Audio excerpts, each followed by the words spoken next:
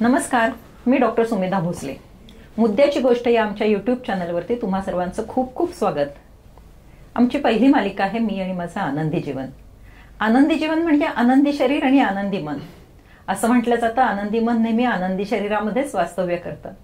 तर असं हे आपलं मौल्यवान शरीर सतत आनंदी राहण्यासाठी नक्की काय करायला हवं याविषयीचं प्रबोधन हे या चॅनलचं प्रयोजन. आपल्या शरीराअंतर्गत प्रत्येक संस्थेचं कार्य सुरळीत चालायला हवं. आरोग्याची कोणतीही तक्रार नको. आणि जर शरीर कदाचित कुरकुर करायला लागलं तर नक्की काय करायला हवं याविषयी मार्गदर्शन घेण्यासाठी आपण त्या त्या क्षेत्रातील तज्ज्ञ नामवंत डॉक्टर्सना इथे बोलावतो. महाराष्ट्रातील प्रेक्षक वर्ग, श्रोतृवर्ग अतिशय बुद्धिमान आहे, जिज्ञासू आहे. नवीन नवीन गोष्टी शिकायला आणि त्या आचरणात आणायला तुम्हाला आवडतं. त्यामुळे त्या त्या क्षेत्रातील आधुनिक तंत्रज्ञान, नवीन शोध, नवीन उपचार पद्धती याविषयीची माहिती देण्यासाठी हे तज्ज्ञ डॉक्टर ही अगदी तत्पर असतात. किंबहुना त्यांना ते आवडतं. खरं तर ही माहिती इतकी उपयुक्त आणि महत्वाची आहे, ती सर्व दूर पोहोचायला हवी. आणि हे तुमच्या हातात आहे. तुम्ही हा चॅनल जास्तीत जास्त शेअर करा, लाईक करा आणि मुख्य म्हणजे सबस्क्राईब करा. खूप व्ह्यूज छान आहेत, पण सबस्क्रिप्शन थोडं कमी आहे आणि आय एम शुअर ते वाढत जाईल. आजचा आपला विषय आहे कॅन्सरशी कायमची कट्टी. आता हे माझं स्वप्नरंजन आहे की कल्पनाविलास आहे की कॅन्सर क्षेत्रामध्ये एवढी आधुनिक टेक्नॉलॉजी आली आहे की कदाचित हे खरंही आहे. याचा उलगडा आपल्याला हे दोन्ही पॉडकास्ट जेव्हा रिलीज होतील, तुम्ही बघाल शांतपणे, त्याच्या शेवटच्या क्षणी आपल्याला होईल. कारण त्याविषयी अगदी अधिकारवाणीने सांगू शकेतील असे डॉक्टर आपल्या बरोबर आहेत. फक्त पुण्यातलेच प्रसिद्ध नाहीत तर जगप्रसिद्ध डॉक्टर आहेत. पुण्याची शान आहेत ते असे डॉक्टर शैलेश पुणतांबेकर. डॉक्टर, तुमचं खूप खूप स्वागत. थँक्यू. आता एखादे डॉक्टर अधिकारवाणीने कधी बोलू शकतात? जेव्हा त्यांचं शिक्षण सर्वोच्च असतं, जेव्हा ते त्यात सतत अभ्यास करत असतात, काहीतरी नवीन रिसर्च वर्क करत असतात, त्यातून लागलेल्या शोधांविषयी पेपर्स पब्लिश करतात, पुस्तकं लिहितात. आणि हे सगळं डॉक्टरांनी केलेल्या खरं तर ते अव्याहतपणे चालू आहे. 35 वर्ष झाली असतील ना साधारण तुमच्या? 35 वर्ष हे सतत चालू आहे. त्यांना मी पुण्याची शान म्हटलंय याचं कारण पुणे टेक्निक नावाचं एक टेक्निक त्यांनी शोधून काढलं. त्या टेक्निकला पुणे टेक्निक असंच नाव दिलंय आणि ते जगभरात लोकप्रिय झालंय. त्याचं सगळीकडे स्वागत झालेलं आहे. डॉक्टर, आम्हाला तुमचा खूप अभिमान वाटतो. थँक्यू. त्यांची ओळख करून देण्यासारख्या इतक्या किंवा त्यांच्याबद्दल सांगण्यासारख्या इतक्या साऱ्या गोष्टी आहेत, म्हणजे त्यातच खरं तर संपूर्ण एपिसोड आपल्याला घ्यायला हवा. पण आपल्याला खूप माहिती घ्यायची त्यांच्याकडून. तरीही मला एक गोष्ट अगदी महत्वाची सांगायची की 2017 पर्यंत मी किडनी ट्रान्सप्लांटेशन ऐकलेलं होतं किंवा लिव्हर ट्रान्सप्लांटेशन ऐकलेलं होतं, पण युटेरस ट्रान्सप्लांटेशन, युटेरस म्हणजे गर्भाशय, एका स्त्रीचा गर्भाशय, एका मातेचा गर्भाशय, तिच्या मुलीला गरज असताना तिच्यामध्ये तो ट्रान्सप्लांट केला गेला आणि 1 वर्षाने त्या मुलीला, छोट्या नवजात बालिकेला तिने जन्म दिला. आणि हा चमत्कार घडलाय पुण्याच्या गॅलेक्सी हॉस्पिटलमध्ये. पुण्याचं नाव उंचावण्यामध्ये तुमचा खरंच खूप मोठा सहभाग आहे. थँक्यू. सर्वात मला आधी प्रश्न तुम्हाला विचारायचा आहे आपल्या चर्चेला सुरू करण्याच्या आधी की साधारण 35 वर्षाचं तुमचं हे प्रॅक्टिस आणि त्याच्या आधीचे साधारण 2-3 वर्ष पोस्ट ग्रॅज्युएशन, त्यावेळी म्हणजे साधारण 40 वर्षापूर्वी या क्षेत्राकडे वळावं असं तुम्हाला कसं वाटलं? कारण त्यावेळी कॅन्सर म्हणजे मृत्यू असं समीकरण होतं, पुन्हा अजूनही आहे तसं, लोकांच्यात भीती होती. तर तुम्हाला असं कसं सुचलं की आपण तिकडे जावं? एक तर मला या चॅनलवर बोलवल्याबद्दल अत्यंत धन्यवाद. पॉडकास्टमध्ये खूपशी माहिती आपण देऊ शकतो आणि त्या ऍक्च्युअली कॅज्युअल गप्पा असतात आणि त्याचा रीच किती मोठा आहे तुमच्या आधीचे एपिसोड बघून मला अत्यंत अभिमान वाटला. आणि म्हणून मी मुद्दामून आलो आणि म्हटलं की याच्यावर आपल्याला चर्चा करून थोडंसं कॅन्सर बद्दलचे समज, गैरसमज हे जर आपण दूर करू शकलो, सामान्य माणसाला कॅन्सरची भीती घालवू शकलो, तर आपण एक समाजकार्य करतोय हा त्याच्यातला महत्वाचा मुद्दा आहे.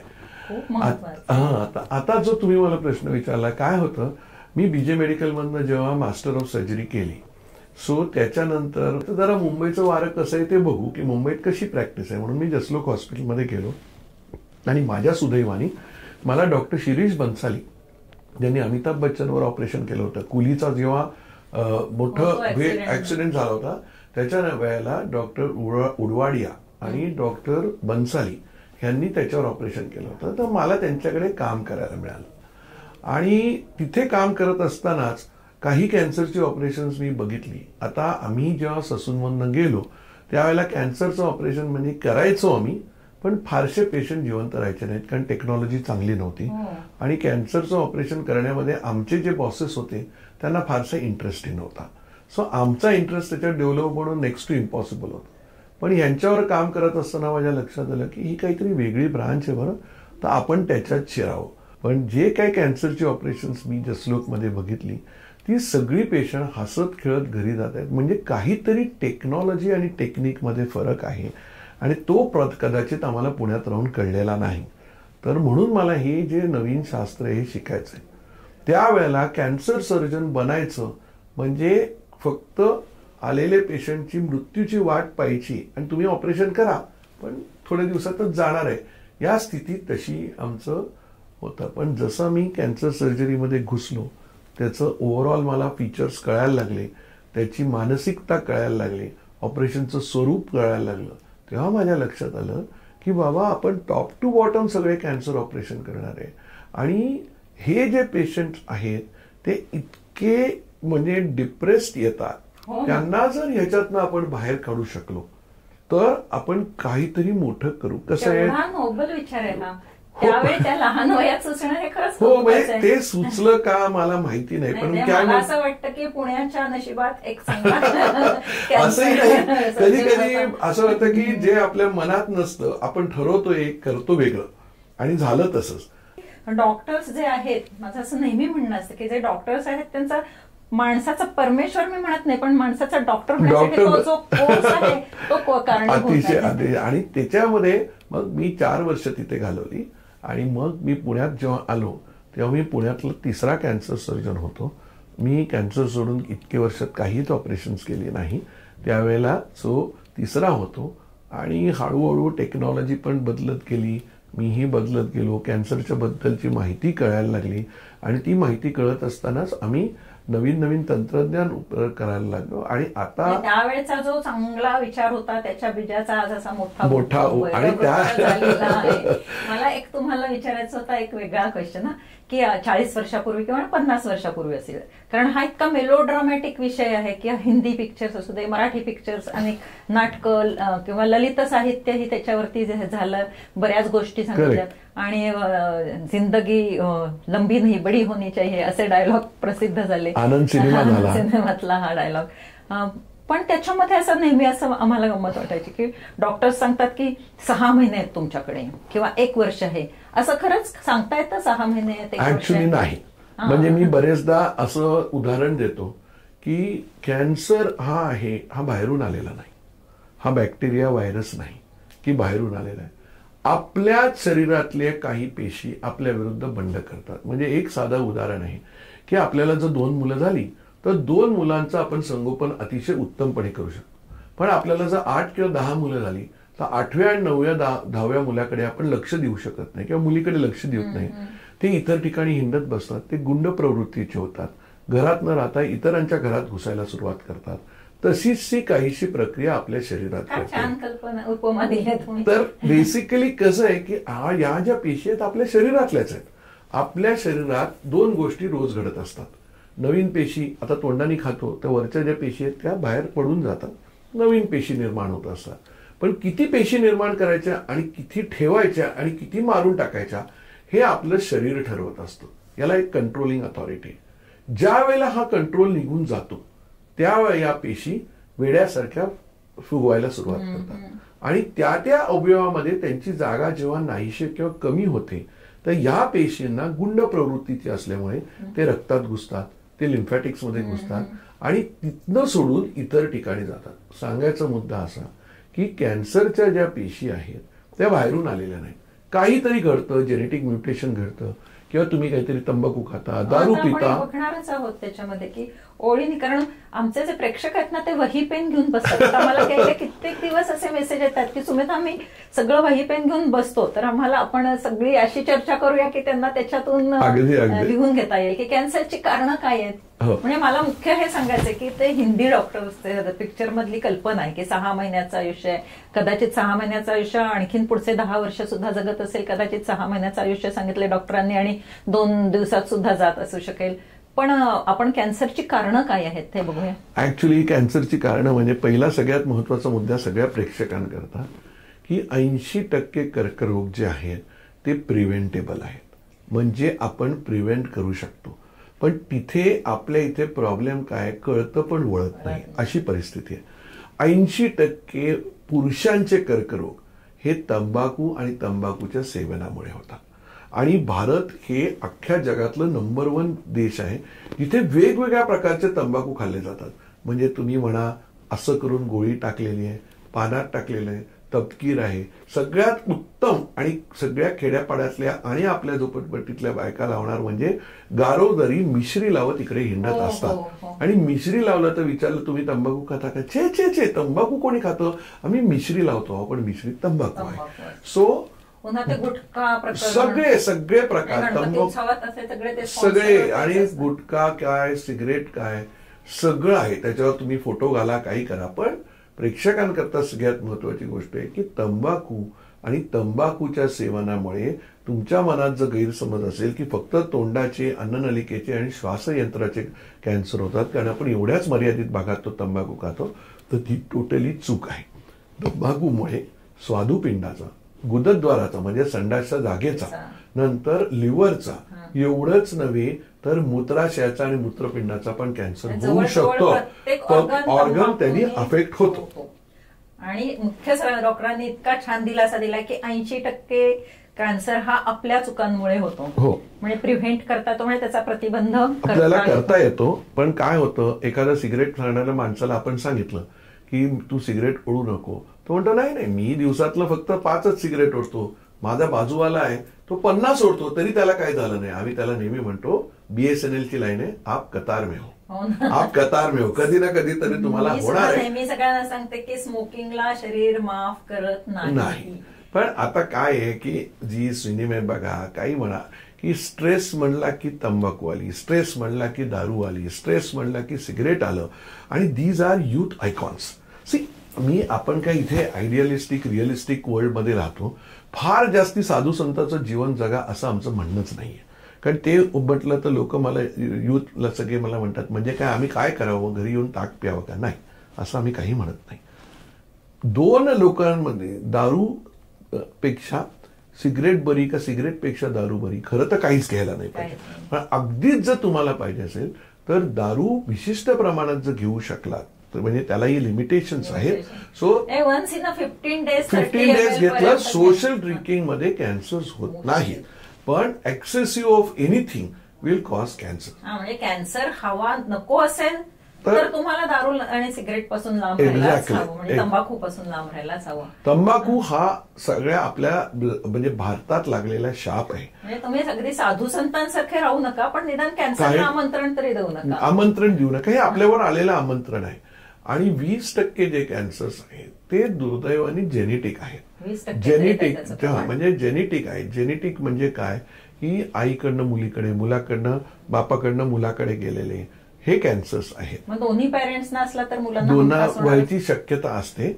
म्हणजे होईलच असं नाही. मला असं सांगायचं प्रेक्षकांच्यासाठी विचारायचं की सपोज आईला कॅन्सर आहे, वडिलांना कॅन्सर आहे, आणि जर त्या प्रेक्षकांच्या पैकी कोणीच्या अशी केस असेल आणि त्या व्यक्तीने स्वतःची लाईफस्टाईल अतिशय उत्तम ठेवली तर त्याला कॅन्सर होण्याची शक्यता अगदी होत नाही. लाईफस्टाईल फक्त महत्वाची नाहीये, हेच मला सांगायचंय. फक्त लाईफस्टाईल महत्वाची नाही, डाएट हे ते that comes as a part of lifestyle.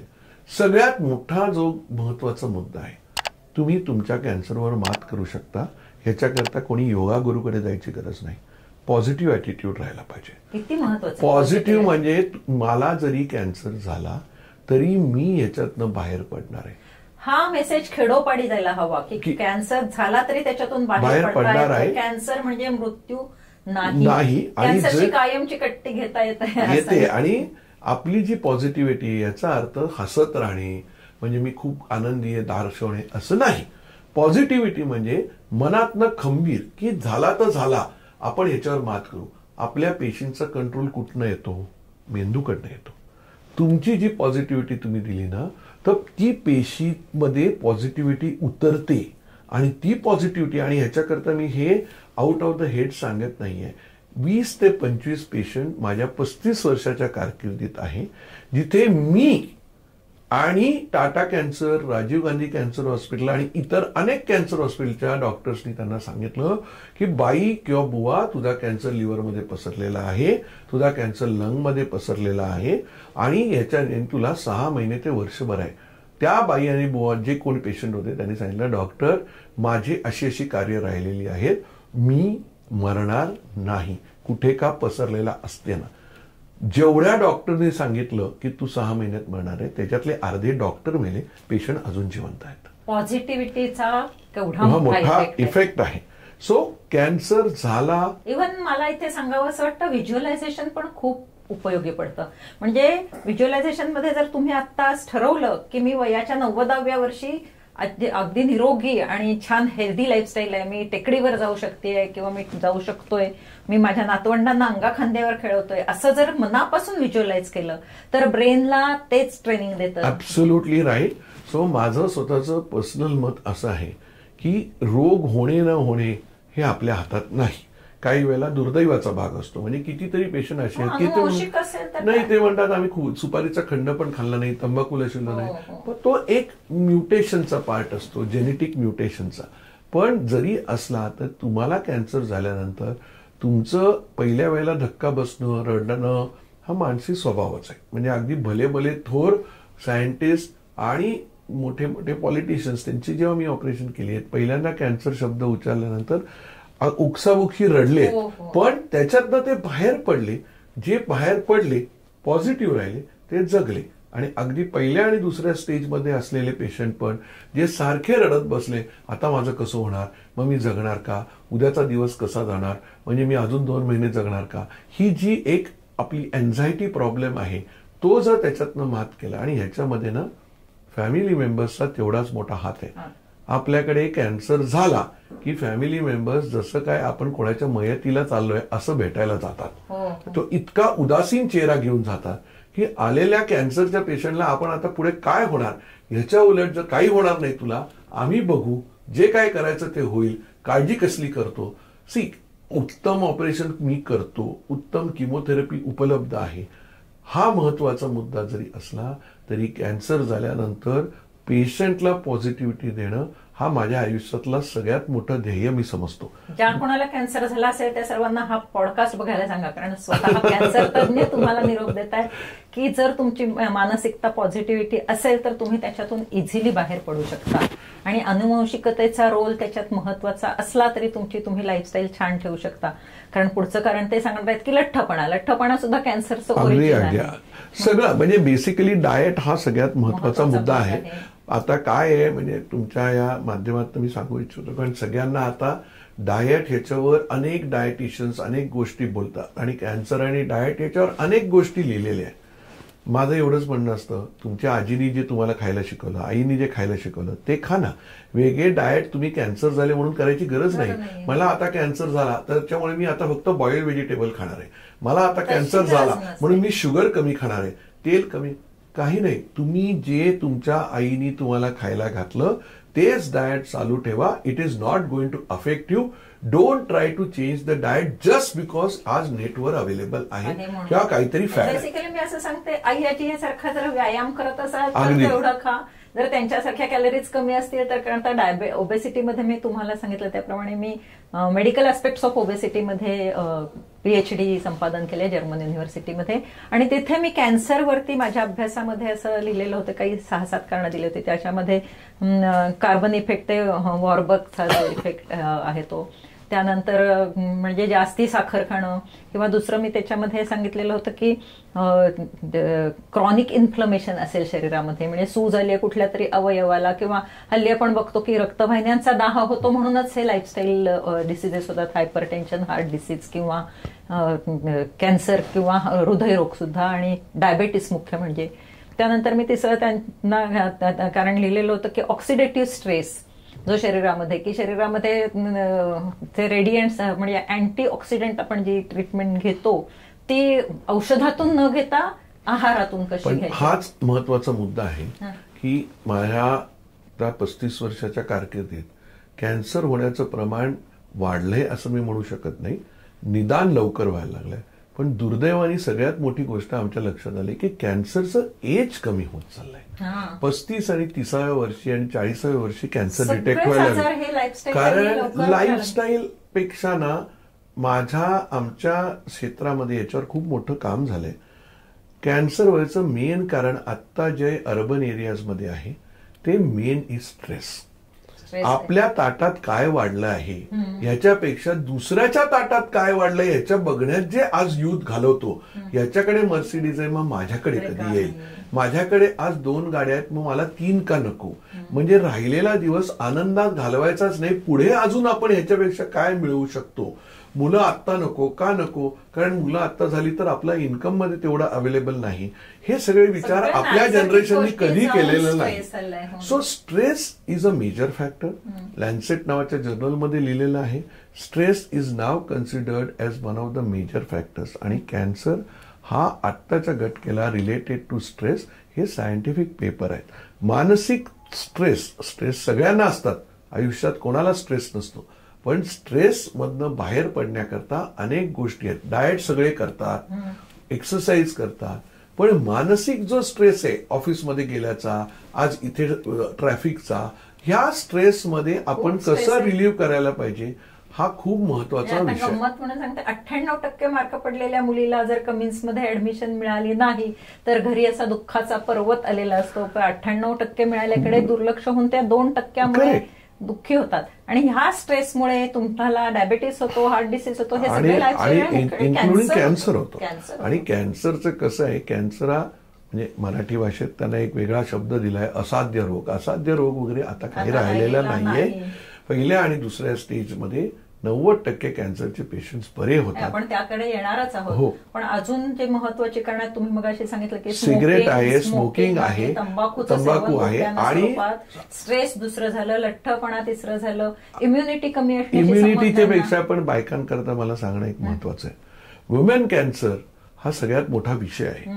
25% जेवढे कॅन्सर्स येतात ते बायकांच्या कॅन्सर्स असतात.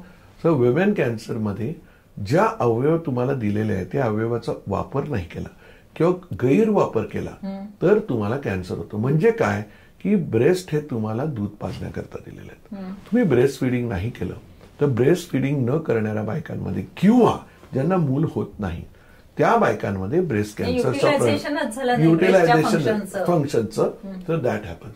दुरुपयोग कधी होतो, कॅन्सर ऑफ द सर्व्हिक्स म्हणजे गर्भाशयाच्या पिशवीच्या तोंडाचा कॅन्सर. देवानी तुम्हाला 2 किंवा 3 मुलं पैदा करण्याकरता हे गर्भाशयाची पिशवी दिलेली आहे. पण जर तुम्ही 8 आणि 10 मुलं पैदा केली आणि मल्टिपल सेक्शुअल पार्टनर्स ठेवले तर तुम्हाला तिथे HPV व्हायरस नावाचं येतं आणि त्याच्यातनं तुम्हाला सर्व्हायकल कॅन्सर होतो. म्हणजे आणि ज्यांना मूल होत नाही त्यांना गर्भाशयाचा कॅन्सर म्हणजे एंडोमेट्रियल कॅन्सर, पिशवीचा कॅन्सर होतो.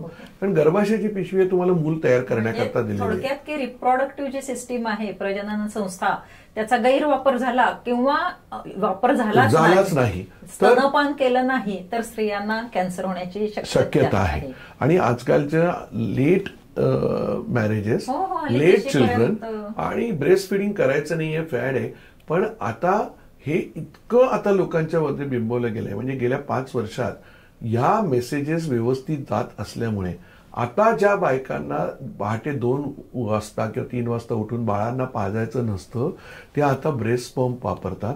रात्रीच आपलं दूध काढून घेतात. त्या पिशव्या आता उपलब्ध आहेत, फ्रीजमध्ये ठेवतात आणि त्याची बाटली करून देतात. That also can avoid breast cancer. म्हणजे जर करत नसाल तुम्ही तर असं करू शकता की तुम्हाला ऑफिसला जायचंय, काही कारणामुळे तुम्ही जर बेबीला स्तनपान करू शकत नसाल तर तुम्ही पंप मागून असं करू शकता.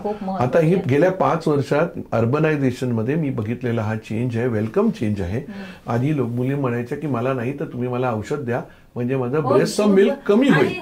औषधावरून मला आठवलं की पिरियड्स प्रोलॉंग करण्यासाठी औषधं घेतली तरी तो तर एक महत्वाचा मुद्दा आहे. मग त्याच्यामध्ये ऍक्च्युली पिरियड्स प्रोलॉंग झाल्यामुळे कॅन्सर होत नाही पण लेट प्रेग्नन्सी आणि लेट प्रेग्नन्सी मध्ये नेचरच्या अगेन्स्ट जाऊच नाही. जे आपल्याला नेचरनी करायला सांगितले ते त्या वयात त्या वेळेत त्या संदर्भात झालं तर घडायची शक्यता कमी असते. आणि म्हणजे दुसरं हे अजून एक ह्या स्त्रियांचं उदाहरण झालं. पुरुषांमध्ये पण आपल्याला लहानपणापासून काही दिवस आणि रात्र नॉनव्हेज खायला शिकवलेलं नाही. फार कमी भारतीय कुटुंब रोज नॉनव्हेज खातात. पण अमेरिकन फॅड आल्यामुळे रेड मीटचं जे फॅड आलं आहे that is causing a lot of colonic cancer. आणि तो कोलॉन म्हणजे मोठ्या आतड्याचा कॅन्सर आपल्या भारतामध्ये 1990 ते 2010 पर्यंत फक्त 2% होता. आज तो 15% गेलाय. Just because more and more people are eating fast food आणि रेड मीट म्हणजे बीफ नाही, मटन नाही आणि तुमचं सॉसेजेस नाही. पांढरं मीठ म्हणजे तुम्ही चिकन, फिश आणि एग हे खावं तेवढं खा. It is pure proteins. Mutton खाऊ नका असं म्हणत नाही. But anything in excess, anything that goes against your, तुम्ही लहानपणापासून जी तुम्हाला शिकवण आहे तुम्ही रोज मटण खायचं नाही, पण आता परिस्थिती अशी बदलली आहे. सो ते करू नका. हे अवॉइडेबल सिच्युएशन आहे. काहीही करू नका असं मी म्हणत नाही. प्रमाणात करा, प्रमाणाच्या बाहेर करू नका. आणि इम्युनिटी वाढण्यासाठी ज्या आवश्यक गोष्टी आहेत की एक्सरसाइज, डाएट, ऑफकोर्स ते तर सगळ्याच रोगामध्ये आहे. म्हणजे मी कॅन्सर स्पेशलिस्ट आहे, पण आय एम शुअर तुमच्या पॉडकास्टमध्ये याबद्दल सगळेजण बोलले असतील की तुम्हाला डायबिटीस अवॉइड करायचं आहे, तुम्हाला हार्ट डिसीज अवॉइड करायचं आहे, ओबेसिटी अवॉइड करायचं आहे, इन्फेक्शस डिसीजेस, व्हायरसेस ते इन्फेक्शन अवॉइड करायचं. तर इम्युनिटी इम्युनिटी वाढवणं हा महत्वाचा मुद्दा आहे. हार्मोनल इम्बॅलन्समुळे कॅन्सर होतो. हॉर्मोनल इम्बॅलन्समुळे कॅन्सर होत नाही. हॉर्मोनल इम्बॅलन्स जेव्हा आर्टिफिशियली क्रिएट केला जातो, हा कधी क्रिएट केला जातो तर आपण जेव्हा हॉर्मोन्स जे IVF मध्ये वापरले जातात. सो एक्सेसिव्ह हॉर्मोन्स म्हणजे नॉर्मली 4 सायकल 5 सायकल मध्ये होत नाही. पण आम्ही गेल्या 10 वर्षात एक्सेसिव्ह IVF ट्रीटमेंट घेतलेल्या पेशंटना ब्रेस्ट कॅन्सर आणि युट्रसचे कॅन्सर झालेले बघायला लागले. आणि मुख्य लठ्ठपणा जेव्हा असतो तेव्हा त्या फॅट्स मध्ये सुद्धा जर ते तुमचं एस्ट्रोजन ट्रॅप झालं तरी सुद्धा होतो. आणि आजकाल नवीन एक म्हणजे औषध आले आहेत, वेट लॉस ड्रग्ज आहेत. So that is also long time अजून त्याचं प्रूव्हन झालेलं नाहीये. त्याचे खूप वाईट साईड इफेक्ट्स आहेत. वेट लॉस वगैरे साठी कुठलीही मिरॅकल पिल नाही, अजून अवेलेबल नाही. आणि त्याच्यामुळे लाईफस्टाईल मॅनेजमेंटच करायला पाहिजे. याच्याविषयी पण आम्ही माझा स्वतःचा पॉडकास्ट घेतलेला आहे. अजून मला असं सांगायचं की इन्शुलिन रेझिस्टन्स जेव्हा होतो तेव्हा सुद्धा थोडाफार कॅन्सर. इन्शुलिन रेझिस्टन्स म्हणजे डायबिटीस आणि कॅन्सर याच्याबद्दलचं बरंचसं रिलेशन सांगितलं गेलंय, पण ते प्रूव्हन नाहीये. त्याच्यामुळे आपण आता असं ठामपणे मी नाही सांगू शकत की तुम्हाला डायबिटीस झाला म्हणून तुम्हाला कॅन्सर होईल. आणि कॅन्सर झाल्यानंतर आजकाल सगळे म्हणतात मग शुगर खायची नाही का? सगळं प्रमाणात खा, सगळं प्रमाणात खा. आपण प्रमाणाच्या बाहेर हे झालंय. मी परत रिपीट करून सांगतो, कॅन्सर झालाय म्हणून आधी जे तुम्ही डाएट घेत होता ते डाएट बदलू नका. जे डाएट आहे तेच चालू ठेवा. फक्त काही किमो घेताना हे घेऊ नका ते घेऊ नका आम्ही सांगतो, पण घ्यायला हरकत नाही. आणि कार्सिनोजेनिक पदार्थ काय आहेत? कार्सिनोजेनिक पदार्थ म्हणजे बेसिकली पोल्युशन हा सगळ्यात मोठा प्रॉब्लेम आहे. हल्ली पुण्यामध्ये सुद्धा दिल्ली सारखं नळस्टॉप मध्ये किंवा युनिव्हर्सिटी चौकामध्ये मग तिथे काय मास्क वापरायला, तिथे मास्क वापरायला पाहिजे. प्लास्टिक इंडस्ट्रीच्या लोकांना मूत्राशयाचे कॅन्सर होतात. प्लास्टिक इंडस्ट्रीमध्ये, ऍस्बेस्टॉस इंडस्ट्रीमध्ये कॅन्सर खूप कॉमन होता. आणि कार्सिनोजेनिक जे आहे असं आपल्याकडे कुठलंही वेगळं नाही, पण तुम्ही कुठलीही गोष्ट एक्सेसिव्ह पेस्टिसाइड आहेत, पण आता ते ऑर्गॅनिक फूड जे आपण खातो त्याच्यानी होत नाही आणि पेस्टिसाइड खाल्याने होत आहे हे अजून प्रूव्हन नाही. म्हणजे हे सगळं IQ माहिती आहे किंवा ती व्हॉट्सअप युनिव्हर्सिटीची माहिती आहे, पण त्याला अजून प्रूफ नाही. आणि गट हेल्थ वरती पण अवलंबून, गट हेल्थवर आहे, ऑफकोर्स गट हेल्थवर आहे की जे क्रॉनिक कॉन्स्टिपेटर्स असतात की ज्यांना गट हेल्थ म्हणजे आपल्या पचनसंस्थेशी आरोग्य ते जर व्यवस्थित नसेल तर त्याच्यामध्ये पण कॉन्स्टिपेशन कधी होतं जर तुम्ही फायबर्सचं प्रमाण कमी ठेवलं. Exactly fibres. आणि भारतीय डाएटमध्ये फायबर भरभरून आहे. म्हणजे वेस्टर्न कंट्रीजमध्ये लोक मैदा खातात, मैदा सुद्धा कॅन्सरचं आणि एक कारण 2 किंवा आहे. 3 दिवसांनी एकदा फक्त संडास करायला जातात. आपल्याकडे भारतीय माणूस रोज जातो. हो. त्याच्यामुळे हे कॅन्सरचं प्रमाण त्या मानाने इथे कमी आहे. आहारात फळं आणि भाज्यांचं प्रमाण जास्त भरपूर पाहिजे, कारण ते फायबर्सच आहेत. सगळे फायबर्स झालं तर कॅन्सर ऑफकोर्स फायबर्सच आहेत. त्याच्यामुळे तुम्ही आपण हे कसं आहे ना, आपण हे रोजच तुमच्या पॉडकास्टमध्ये सांगता, आम्हीही सांगतो. सो बेसिक प्रॉब्लेम असा आहे की हे सगळं कळत असतं पण ते वळत नाही. आणि वळण्याकरता आपण स्वतः प्रयत्न करायला स्वतःची शिस्त स्वतःला लावायला हवी, तरच कॅन्सरची कट्टी घ्यायची ना आपल्याला, तरच घेता येईल. हो, अगदी अगदी. म्हणजे आमची प्रॅक्टिस नाही चालली तरी चालेल, पण prevention is the best measure. Having cancer and not having cancer is a huge difference. म्हणजे आपण इतके पुन्हा आपण मोबाईल जवळ घेऊन तुम्ही बसता, सतत झोपेत सुद्धा तुमच्या कानापाशी मोबाईल असतात, ती रेडिएशन्स आहेत. मला तर जेन झीची गंमत वाटते की इतकी नको तशी त्यांची लाईफस्टाईल आहे. म्हणजे ही सगळी कारणं त्यांच्याकडे एकतर लवकर वेळेत झोपणं नाही. पूर्वी 7च्या हात घरात म्हणायचो आपण, हल्ली ही मुलं 9 नंतर बाहेर पडतात, रात्री 2-2, 2:30 पर्यंत जागी राहतात. त्यांच्याबरोबर सतत मोबाईल असतो किंवा सतत ते स्क्रीनची म्हणजे त्याची रेडिएशन्स असतील, मोबाईल टॉवर मधली रेडिएशन्स असतील, ती पक्ष्यांना सुद्धा घातक आहेत. पोल्युशन वाढतंय, ते पॅक फूड खाण्याकडे त्यांचा कल असतो. तर पालकांनी आत्तापासून त्यांना असे पॉडकास्ट दाखवा किंवा अशी माहिती द्या, त्यांना एज्युकेट करा, कारण they are the bundle of the energy. त्यांच्या आयडियाज खूप छान आहेत, नेक्स्ट जनरेशन खूप हुशार आहे. पण जेन झी आणि अल्फा यांची जी जीवनशैली आहे, अल्फा जेनची ते आहेच, पण आता तरी त्यांचं नॉलेज आपल्या नॉलेजपेक्षा खूप जास्ती आहे बिकॉज ऑफ इन्फॉर्मेशन. पण त्याच्यामुळे तुमचे अशा प्रकारचे पॉडकास्ट, मोबाईलची पुढची जनरेशन आहे ती जशी जास्ती स्मार्ट आहे, तशी पुढची जनरेशन आपली ती सुद्धा जास्ती स्मार्ट आहे. लाईफस्टाईलकडे लक्ष द्यायला पाहिजे. आणि तुम्ही म्हणालात तसं स्ट्रेस हा त्यांच्या आयुष्याचा अविभाज्य भाग आहे. कारण शिक्षणामध्ये सगळीकडे कॉम्पिटिशन आहे. आणि that is the reason stress कमी करण्याची अनेक साधनं आहेत. त्याच्यावर मी काही तज्ज्ञ नाही, पण तुम्ही योगा करा. किंवा म्हणजे एक सिंपल वाक्य आहे की माझ्या जीवनात आज मला दुसऱ्याकडे काय हे बघण्यापेक्षा मला काय आनंद मिळतो. लोक हसण्याचंच विसरून गेलेले आहेत.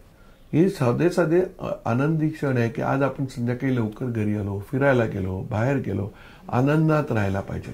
आनंद मिळवला, तुमच्या चेहऱ्यावर हसू असेल, तुमचं मन आनंदित असेल, तर तुमचा कॅन्सरचा रोग तुमच्यापर्यंत पोहोचेलच कसा. आनंदी शरीर आणि आनंदी मन हे आपलं जे आहे पण अतिशय महत्वाचं आहे.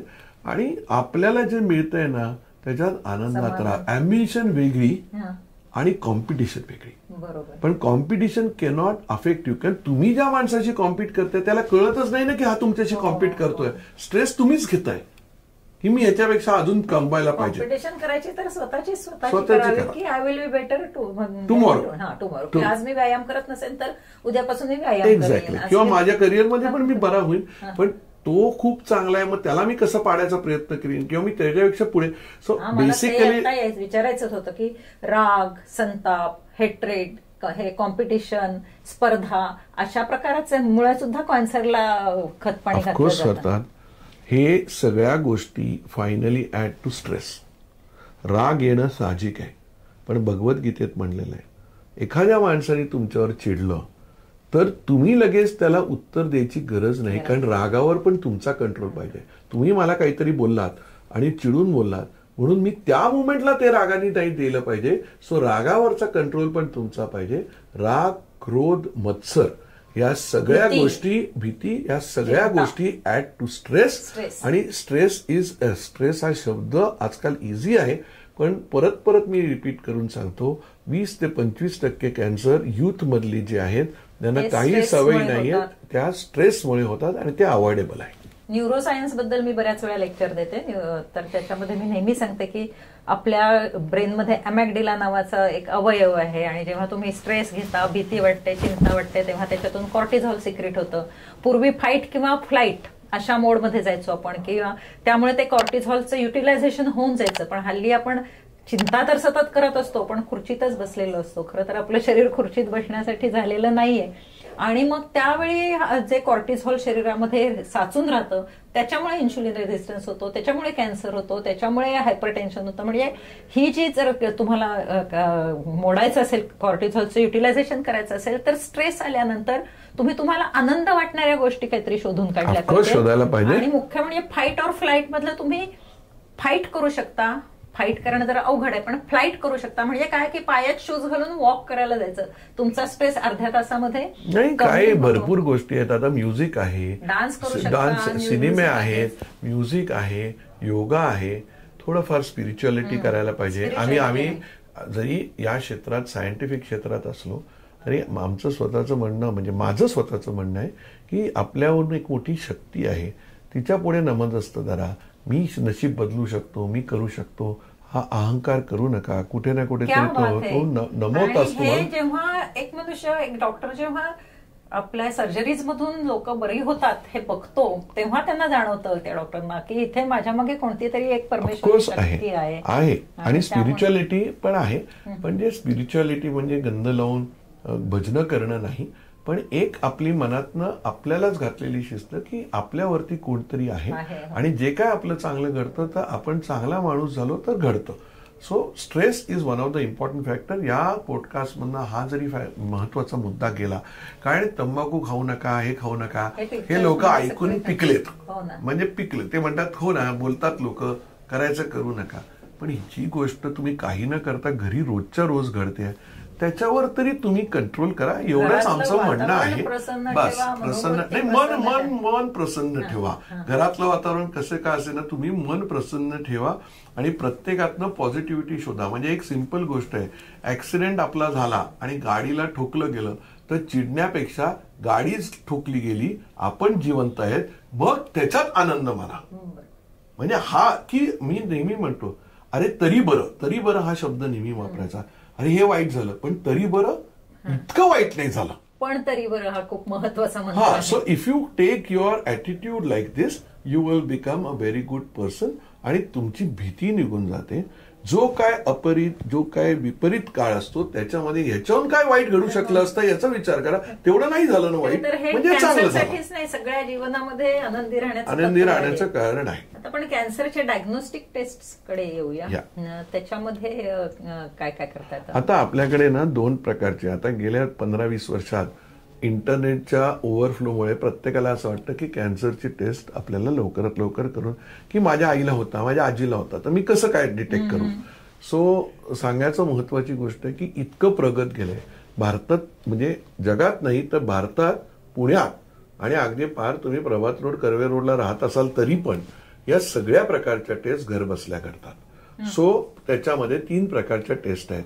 एक असतात ब्लड टेस्ट. ब्लड टेस्टमध्ये तुम्हाला कॅन्सर आहे की नाही हे डिटेक्ट होऊ शकतं, ज्याला ट्युमर मार्कर्स म्हणतात.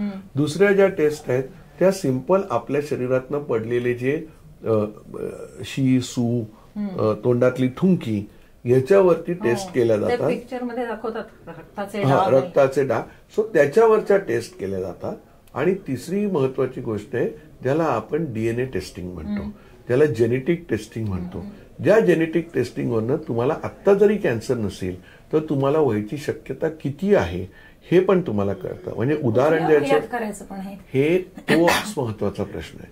कारण अँजेलिना जोलीनी स्वतःचं जेव्हा दोन्ही ब्रेस्ट काढून घेतले, कारण तिने ब्राका नावाची टेस्ट केली आणि तिच्या लक्षात आलं की she is a potential cancer patient. So त्यांनी ड्रास्टिक इलाज केला, दोन्ही ब्रेस्ट काढले, नंतर तिने आर्टिफिशियल ब्रेस्ट लावून घेतले. सो ब्राका नावाची टेस्ट आहे.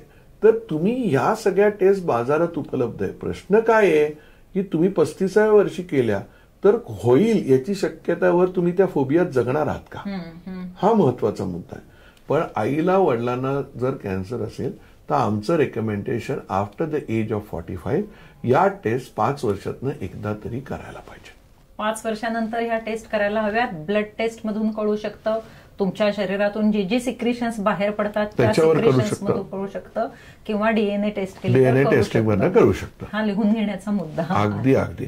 आणि ऍट द सेम टाइम जितकं आपल्याला कळू शकतं तितकंच आपण कॅन्सरच्या विरुद्ध काही वॅक्सिन्स घेतली तर आपण कॅन्सर अवॉइड करू शकतो. कॅन्सरवरती वॅक्सिन्स आहे सर्व्हायकल कॅन्सरवर आणि ब्रेस्ट कॅन्सरच्या मध्ये कमी करण्याकरता आपल्या दृष्टिकोनातनं प्रत्येक स्त्रीने जेव्हा तिला पहिली पाळी येते त्यावेळेला वॅक्सिन घ्यायला पाहिजे. रोटरी तर्फे हा आम्ही एक प्रोजेक्ट घेतलेला आहे सर्व्हायकल वॅक्सिनेशन आणि करेक्ट. आणि त्याच्यामध्ये मला असं सांगायला आवडेल की ग्लोबल ग्रांट्स मिळतात आम्हाला, CSR मिळतात आणि सेरम इन्स्टिट्यूट तर्फे आम्हाला खूप स्वस्तात मिळतात ते वॅक्सिन. पण हे तुम्ही शाळेपर्यंत घेऊन जायला पाहिजे. प्रत्येक मुलीला पाळी आल्यानंतर दिलं पाहिजे. आणि सेकंड वॅक्सिन जे आहे CSRच्या लोकांना सांगायचंय की तुमच्याकडे जर CSR उपलब्ध असेल तर जवळच्या रोटरी क्लबला किंवा मला कॉन्टॅक्ट करा. आम्ही त्याच्यातून ती वॅक्सिन्स आणि सेरम इन्स्टिट्यूटच्या माध्यमातून आणि आमचे काही फंड्स आम्ही घालून आम्ही लोकांना देतो. म्हणजे सर्व्हायकल कॅन्सरसाठी सर्व्हायकल कॅन्सर करता, ब्रेस्ट कॅन्सर करता पण प्रिव्हेन्शन आहेत. आणि आता अनेक वॅक्सिन्स आता तुम्ही रोज रिसर्चमध्ये वाचताय ही वॅक्सिन्स येत आहेत. ही वॅक्सिन्स म्हणजे काय आहेत तर या वॅक्सिननी काही कॅन्सर जे आहेत, फॉर एक्झाम्पल सर्व्हायकल कॅन्सर किंवा पेनिसचा कॅन्सर म्हणजे पुरुषांमधला, हा HPV व्हायरसमुळे होतो. त्याचे व्हायरसचे वेगवेगळे होतो. ऍक्च्युली बायकांना जो कॅन्सर होतो तो पुरुषांच्या थ्रू जातो. म्हणून पहिला सेक्शुअल कॉन्टॅक्ट व्हायच्या आधी सेकंड वॅक्सिन घ्यायला पाहिजे. पुरुषांनी पण आणि बाईंनी पण. आणि पुरुषांनी कोणत्या वयात घेतलं पाहिजे? पहिला सेक्शुअल कॉन्टॅक्ट व्हायच्या आधी ते वॅक्सिन घ्यायला पाहिजे. पुरुष घेत नाहीत, जसं नसबंदी कोणी पुरुष करत नाही, बायका ट्युबेक्टॉमी करतात. पण असं चालतं की पुरुषांनी घेतलं नाही वॅक्सिन आणि स्त्रीने घेतलं तरी प्रोटेक्शन आहे. तरी प्रोटेक्शन, बायकांच्या हातात स्वतःचं प्रोटेक्शन करणं तरी अतिशय महत्वाचं. त्यामुळे तुमच्या चांगल्या परिस्थितीत असेल तर रोटरीची वाट न बघता सुद्धा HPV वॅक्सिन 1200 रुपयाला वॅक्सिन आहे. 1200 रुपयाला वॅक्सिन आहे, स्वस्त आहे. अगदी तुम्ही गरीब असला तरी 1200 रुपयात मिळतं. कॅन्सरपासून जर प्रोटेक्शन हवं असेल so that is one of the things. Vaccine उपलब्ध आहे. सो या सगळ्या टेस्ट तुमच्याकडे उपलब्ध आहेत. याच्या व्यतिरिक्त तुम्हाला आज सगळ्यात चांगली टेस्ट जी उपलब्ध आहे ती म्हणजे सोनोग्राफी आहे. ज्याला आपण जसं आम्ही स्टेथोस्कोप वापरायचो तसं सर्जन किंवा आजचा डॉक्टरचा एक स्टेथोस्कोप म्हणजे सोनोग्राफी आहे. पोटावर एक सोनोग्राफी केली तर तुम्हाला बऱ्याचशा गोष्टीची इन्फॉर्मेशन मिळते. छातीचा फोटो वर्षातनं एकदा करायला पाहिजे. अॅन्युअल चेकअपमध्ये या सगळ्या गोष्टी डिटेक्ट होतात आणि त्याच्यातनं तुम्ही या सगळ्या गोष्टी करू शकता. ब्रेस्टची टेस्ट कशी करायची हे इंटरनेटवर अवेलेबल आहे, त्यामुळे ती जरूर इंटरनेटवरची तुम्ही. पण टेस्ट करण्यापेक्षा आम्ही टेस्ट करण्यापेक्षा स्क्रीनिंग करण्यापेक्षा आम्ही म्हणतो नो युअर ओन ब्रेस्ट. म्हणजे ब्रेस्ट स्वतःचे रोजच्या रोज नाही तरी 15 दिवसातनं एकदा पाल्पेट करायचं टेक्निक आहे. म्हणजे आपल्या स्तनामध्ये कुठे गाठ आहे की नाही हे कसं तपासायचं. प्रत्येक स्त्रीला आपले स्तन कम्प्लिटली माहिती पाहिजेत. आंघोळीच्या वेळेला हाताला साबण आणि स्तनाला साबण आणि त्या वेगवेगळ्या पोझिशन्स या इंटरनेटवर दिलेल्या आहेत. तपासून बघा की आपल्याला कुठे गाठ लागते का. आणि जर गाठ लागली तर तुम्ही इमिडिएटली डॉक्टरकडे जा, कुठल्या का वयात असे ना. कारण बरेचदा गाठ लागली तरी पहिला मनातनं हे येतो की अरे हा कॅन्सर तर नसेल, पण लगेच दुसरा शब्द मनात काय येतं, अरे मला का कॅन्सर होणार, मी काही कोणाचं वाईट केलं नाही. वाईट करून व्हायला पाहिजे तर प्रत्येक गुंडाला व्हायला पाहिजे, पण तो होत नाही ना. सो वाईट कोणाचं केलं, कोणाची करणी केली म्हणून तुम्हाला कॅन्सर होत नाही. पण प्रत्येकच कॅन्सरच्या पेशंटला वाटतं की मला का, Y me, why not other person who is doing, माझ्यापेक्षा स्वभावानी चांगला नाही, वाईट लोक आहेत तरी त्यांना होत त्याचा तसं असा विचार करण्यापेक्षा ताबडतोब जर निदान केलं तर तुम्ही ताबडतोब बाहेर पडू शकता. आणि पहिल्या स्टेजमध्ये कुठलाही कॅन्सर गेला, दुसऱ्या स्टेजमध्ये पहिल्या कुठलाही कॅन्सर येणारच होता. फक्त मला आता सांगायचं की ह्या पहिल्या एपिसोडमध्ये आपण कॅन्सरची कारणं डिटेलमध्ये बघितलेली आहे. डायग्नोस्टिक टेस्ट काय करायच्यात, अजून डायग्नोसिसमध्ये काही राहिले सांगायचं. डायग्नोस्टिक टेस्टमध्ये म्हणजे सोनोग्राफीच्या व्यतिरिक्त अजून एक ज्या टेस्ट आहेत, ज्या लोकांना मोठ्या आतड्याच्या किंवा अन्ननलिकेचा किंवा जठराचा जर कॅन्सर असेल आईला वडिलांना, तर 5 वर्षातनं एकदा कोलॉनोस्कोपी म्हणजे संडाच्या जागेतनं आपण जे तपासणी करतो दुर्बिणीद्वारे. कितव्या वयानंतर हे? 45व्या. 45व्या वयात कॅन्सर असू शकेल, आई वडिलांना असेल तर आपल्याला असू शकेल असं धरून मनात निगेटिव्हिटी न धरता डिरेक्शनला द्यायचं. जर नाही निघाला तर आनंद आहे, आणि निघाला तरी आनंद आहे, कारण ताबडतोब आपण ट्रीटमेंट घेऊन 5 वर्षातून एकदा करायचं. 5 वर्षातून एकदा करायचं, म्हणजे 45, 50, 55 असं करत राहायचं. आणि या टेस्ट उपलब्ध आहेत, याला अॅनेस्थेसिया लागत नाही. काही लागत नाही. सो सिंपल गोष्टी आहेत, सिंपल गोष्टी करून घ्यायला काही हरकत नाही. स्वतःच स्वतःला तपासून मस्त मजेत आयुष्य आपल्याला जगता येईल. पुढच्या एपिसोडमध्ये आपण स्टेजेस ऑफ द कॅन्सर याच्याबद्दल माहिती घेणार आहोत आणि मग त्याच्या पुढे आपण आणखीन माहिती घेणार आहोत. तर पुढच्या एपिसोडमध्ये आपण नक्की भेटूया. आता तुम्ही अतिशय महत्वाची माहिती दिली आहे. धन्यवाद. धन्यवाद.